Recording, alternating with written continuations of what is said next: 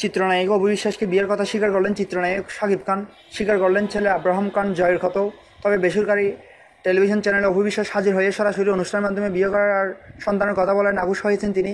অপু বিশ্বাস যখন সরাসরি অনুষ্ঠানের মাধ্যমে শাকিবের সঙ্গে তার সম্পর্কের কথা জানাচ্ছিলেন, তখন রাজধানীর একটি হোটেল সরিসজ্জায় ব্যস্ত ছিলেন শাকিব খান। সেখান থেকে তিনি কথা বলেন প্রথম আলোর সঙ্গে। অপুর আচরণে ক্ষুব্ধ শাকিব জানালেন, সন্তানের দায়িত্ব নিব, অপুর দায়িত্ব নেব না। অপু বিশ্বাস তাকে অসম্মান করেছেন বলে দাবি করেন তিনি। সাকিবের দাবি, এটি তার ক্যারিয়ার ধ্বংস করার জন্য একটি চক্রান্ত। বিয়ের কথা এতদিন গোপন রাখার বিষয়ে জানতে চাইলে তিনি বলেন, ব্যক্তিগত জীবন সামনে আনতে চাইনি, এখন সে এনেছে, তার সব চাহিদা পূরণ করেছি।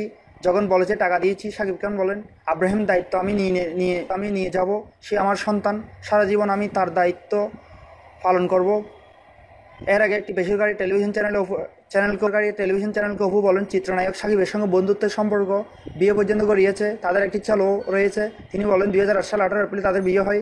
শাকিবের টাকার বাসায় এই বিয়ে হয়। পরিবারের কাছের লোকজন সে বিয়েতে উপস্থিত ছিলেন। বিয়ের সময় তার নাম হয় অপু ইসলাম খান। সাকিবের ইচ্ছেতে এতদিন বিয়ের বিষয়টি গোপন রাখা হয়েছে। হঠাৎ উধাও হয়ে যাওয়ার 10 মাস পর ফেরেন অপু বিশ্বাস। তিনি বলেন, এটা দীর্ঘ সময় কাটাতে তিনি ভারত, সিঙ্গাপুর, ব্যাংককে ছিলেন। কলকাতার একটি হাসপাতালে তার ছেলের জন্ম হয় 2016 সালের 27 সেপ্টেম্বর। ছেলের নাম আব্রাহাম খান জয়। তিনি এসব কথা বলতে গিয়ে বারবার কান্নায় ভেঙে পড়েন।